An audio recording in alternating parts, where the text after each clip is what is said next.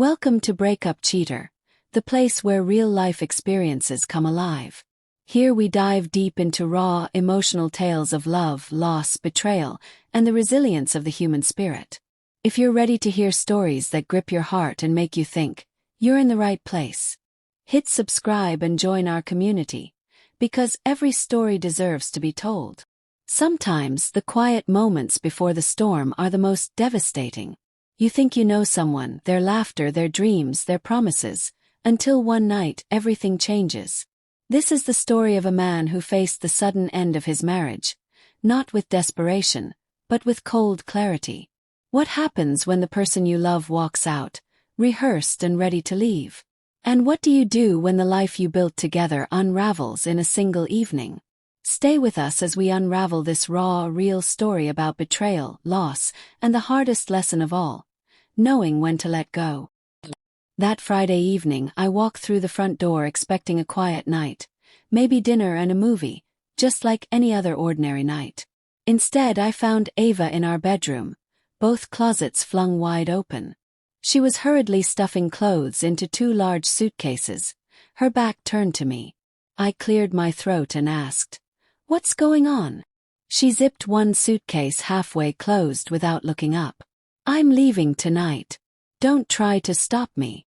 Her tone was cold and smooth, like a line she'd practiced over and over. I blinked, processing the sudden finality. "Leaving? Where?" She kept packing, her eyes fixed on the bags. "I'll stay with a friend for now. Until I figure things out." I gestured around the room. "This place, our life, what's wrong with it? Why are you doing this?" Ava didn't slow down. "I need more from life than this routine. I can't keep living like this." Her words were clipped, like she was reading from a script she'd rehearsed endlessly. I took a deep breath. "Okay, then let's talk about it. Counseling maybe. We can fix this." She stopped abruptly, cutting me off. "No. I'm done." The silence stretched between us. I waited, expecting the storm of pleas or desperation. Instead, I simply said, "All right." That seemed to catch her off guard. She looked at me for the first time, eyes sharp, lips tight. "That's all? Just, all right? You're not going to fight for us?" I met her gaze steadily. "What would I be fighting for if you've already decided to leave?" She pressed her lips even tighter. "Fine. Don't say I didn't give you a chance." She slammed the suitcase zippers shut, grabbed the bags, and brushed past me without another word. I watched her car disappear down the driveway, the red taillights fading into the night. Once they vanished, I pulled out my phone and dialed my lawyer. "This is Jake. Ava just left." "Understood," he said calmly. "Here's what you need to do to protect yourself." Within minutes, I had a checklist. Revoke her access to my accounts, change the locks, document everything she left behind. By midnight, her cards were blocked. By morning, a locksmith was on the way.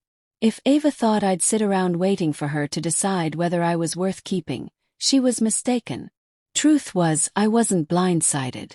Over the past 8 months, I'd watched her change. When we first got married, she worked full-time at an advertising agency, came home laughing about office antics, and genuinely enjoyed our quiet weekends. Then suddenly, she quit, saying she wanted less stress, took a part-time job at a boutique, and vanished into her phone.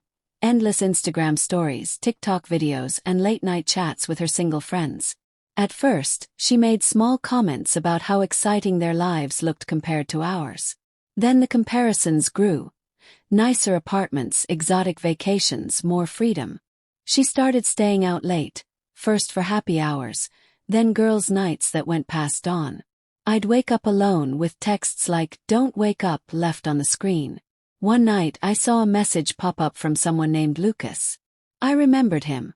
An old co-worker she'd been a little too friendly with years ago. When I asked, she rolled her eyes. "It's nothing, just catching up." "You're being paranoid." "Paranoid," said. "Because my wife's messaging an old co-worker late at night. That's controlling, Jake. Not paranoia." That shut the conversation down. From then on, I paid more attention. The laugh she used to save just for me now appeared in her texts to others. Her phone was always face down. By the time I found her packing, I already knew what it meant. She'd been planning this for months, maybe even finding someone else along the way. But I wasn't going to chase someone who'd already walked away. The next morning, my phone buzzed with her name. I let it ring twice before answering. "What have you done?" Eva snapped. "Good morning. Your cards are blocked." Tried to get gas, and it was declined right in front of everyone. "You can't just cut me off," she said, voice rising. "Those cards are in my name too. You were an authorized user. I removed you. You told me you were moving out. You said not to stop you. I'm respecting that." There was a pause. Then her voice softened a bit. "I never said I wanted a divorce. I just needed space. Space doesn't mean packing suitcases and leaving. That's moving out," I said firmly. "You left. That's your choice." She hung up. 10 minutes later, her best friend, Emily, called. "We need to talk about Ava. She's hurt, feels like you're punishing her." "She told me she was done," I said. "I'm taking her at her word." "You should meet her. Talk it through," Emily urged. "Cut her off. I know you've been encouraging her to leave. You wanted this. Now she's free. You got what you wanted. That's not fair." Hung up. By noon it hit me. Ava expected desperation, a scramble to win her back. But I was calm, methodical. She didn't know what to do with that. That Wednesday, the doorbell rang hard and fast. I peeked out to see Ava standing on the porch, hair pulled back, wearing the jacket she'd left in. "Jake, open up. We need to talk," she called. She tried her old key, twist, twist. No fit. Frustrated, she pounded on the door.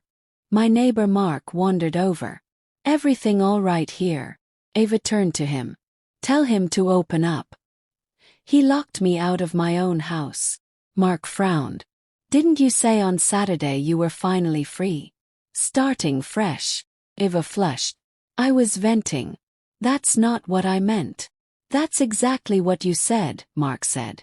"You even joked about finding someone more exciting." She shot me a look like it was my fault. "That was taken out of context." Mark shrugged. "I'm just checking in. You two okay?" I stepped outside toward Mark, not Ava. "Thanks for checking, man. We're fine." Ava stepped to block me. "Jake, please. I made a mistake. Let's just talk." "There's nothing to talk about," I said. "You told me not to stop you. You got what you wanted." Her voice cracked. "I didn't know it would be like this. Maybe you should have thought about that before you left." Mark shifted awkwardly. "I'll let you two work this out." I went back inside, locked the door. Ava lingered 5 minutes, then left. That weekend she switched tactics, calling my family. Saturday morning my mom called. "Jake, I just spoke with Ava. She says you locked her out, cut her cards, and refused to see her." Decide. "She left. That was her decision." Mom stayed calm. "Then she has to live with that. I'm not getting involved." An hour later my sister Lily texted. "Ava called me crying. Told me to tell you to stop." I almost laughed. Ava wasn't used to being shut down that fast. That afternoon there was a knock at the door. When I opened it, Ava stood there with her older brother, Daniel, who looked uneasy. "Jake," Daniel started. "We just want to talk." Ava knows she overreacted. I leaned against the doorframe. Overreacted. She packed her bags and told half the neighborhood she was happier without me. That's not overreacting, that's making a decision. Ava shifted nervously. "Lucas wasn't what I thought. I made a mistake." I nodded slowly. "So you left thinking someone else would be better. And when that didn't work, you came back." "That's not fair," she said quickly. "What's not fair?" "Yes. Walking away without trying to fix what we had, then expecting me to reset everything when it suits you." Daniel raised his hands in peace. "I'm just here to help her talk. She's my sister." "I respect that," I said. "But the answer is no." Ava's eyes hardened. "So that's it. 3 years wasted." "No," I said firmly. You ended it the moment you walked out. I'm just honoring your choice. They left without looking back. A month passed without a word. I assumed she'd accepted it was over. Then my lawyer called. Ava's attorney reached out with a proposal. Marriage counseling instead of pushing divorce. David explained it was from her parents. They wanted her to either reconcile or stand on her own. It was clear this wasn't about love or regret. Ava had been couch surfing, working odd shifts, struggling financially. The house had never been part of the deal. It was mine before we married. Deed solely in my name. She left with only what fit in her suitcases. Everything else stayed. David advised me to stand firm. I didn't hesitate. Later that week, Ava sent a text. We could fix this if you just talk to me. I didn't reply.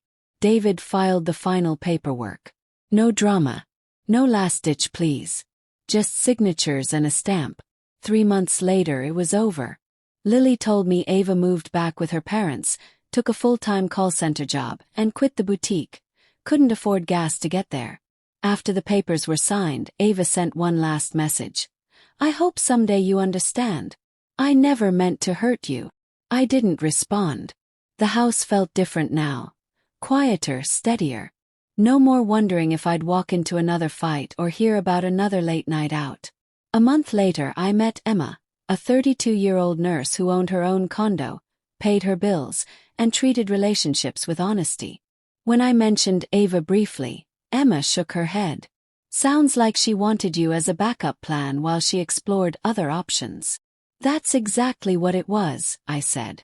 I thought back to that night Ava left, standing over open suitcases, delivering her exit like a rehearsed line. She expected me to panic. But I was steady, loyal, and ready to fight for us for months before she gave up in one evening. Best lesson I ever learned. When someone says they're leaving, believe them. Don't chase. Don't beg. Let them go. Because if they truly valued what you had, they wouldn't walk away in the first place. Life doesn't always give us closure the way we want it. Sometimes the ones we love decide to leave without warning, and all we can do is accept their choice and move forward. This story reminds us that strength isn't always about fighting to hold on. Sometimes it's about having the courage to let go. If you've ever been through a heartbreak like this, you're not alone. Thank you for watching. Don't forget to like, subscribe, and share your own stories in the comments below. Until next time, take care of yourself and those who truly value you.